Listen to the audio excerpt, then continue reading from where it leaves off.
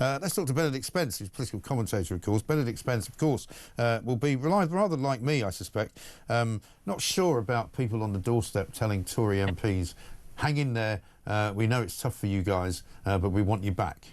Oh, how cynical of you, I Mike. mean, What I'm not leads you to sure. think that I'd think I'm that? not sure anyone has uttered those words to Helen Whately.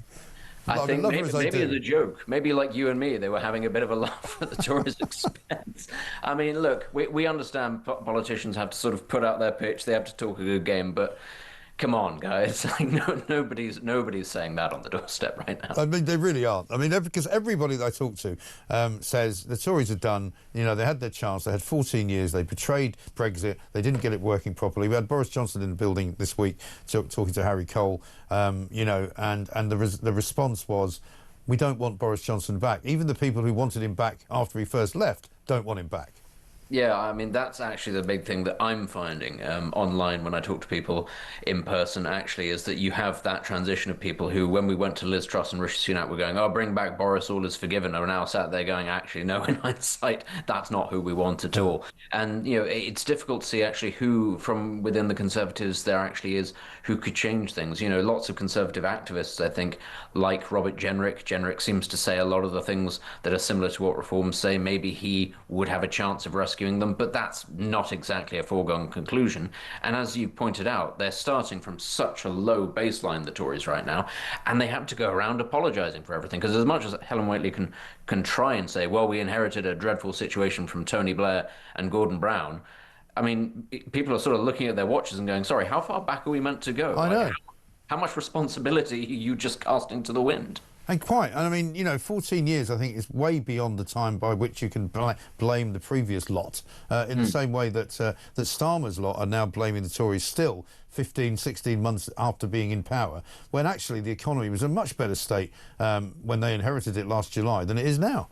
I think also the public would respond a lot better to politicians who were just honest and didn't, immediately resort to blaming people. And I mean, I say that knowing full well that Reform is effectively a protest party that has sort of grown out of being able to blame the mainstream parties. But actually, what you see it doing now, it is starting to come up with policy. It is starting to get out on the front foot, and that's what people will respond positively to. When you're in the sort of economic death spiral that we're in, you need people who are proactive, not people who are looking back to the past and going, well, everybody else before me was rubbish as well, so you can't blame me. I know, exactly right.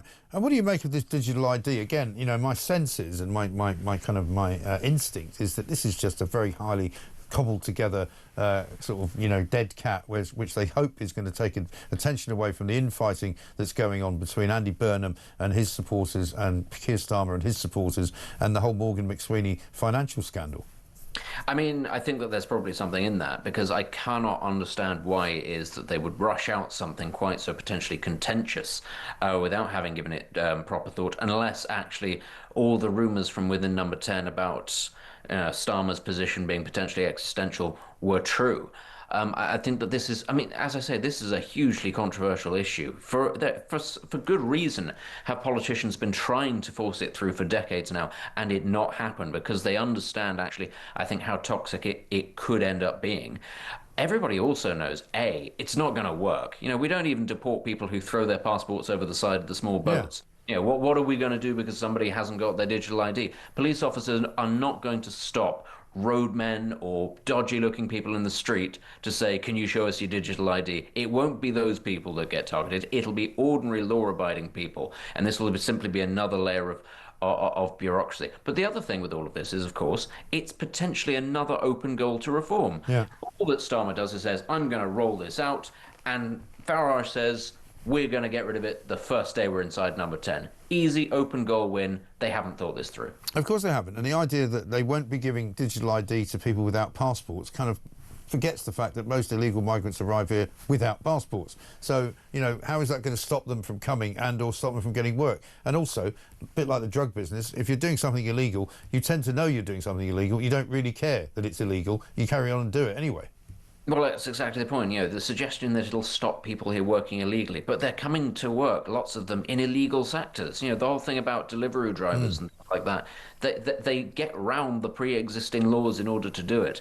As I say, I think it's one of those things that they might be hoping members of the public will look at and they go, oh, well, it sounds like a good idea. That people who aren't sort of properly engaged in this will say, oh, well, no, that sounds reasonable. We ought to be able to tell who people are when you're walking down the street. But honestly, I think actually it's more likely to anger people because people are not, in fact, stupid as much as the Labour Party think they are. They will understand this isn't an attack on illegal migrants or people working unlawfully. This is an attack on ordinary working people. Ordinary people, if you call the police, you want to get a job, you want to do almost anything, you are going to be the one that's inconvenienced. You are going to be the one who is asked, where are your papers? Show me your papers. Yeah. Not the people for whom, ostensibly this is targeted at. No, quite.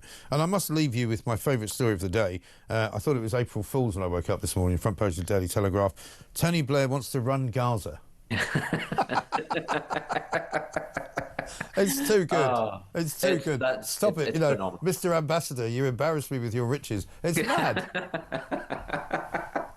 Oh, honestly. I mean, to be fair, if there's anybody who understands the inner workings of a devastated Middle Eastern strip of territory, it would be Tony Blair.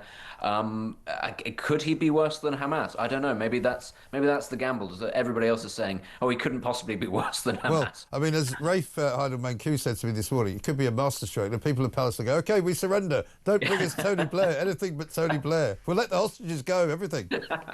I can imagine that. Actually, the entire Palestinian people just turning around and saying to Benjamin Netanyahu, we are prepared to give you anything if you get rid of this man.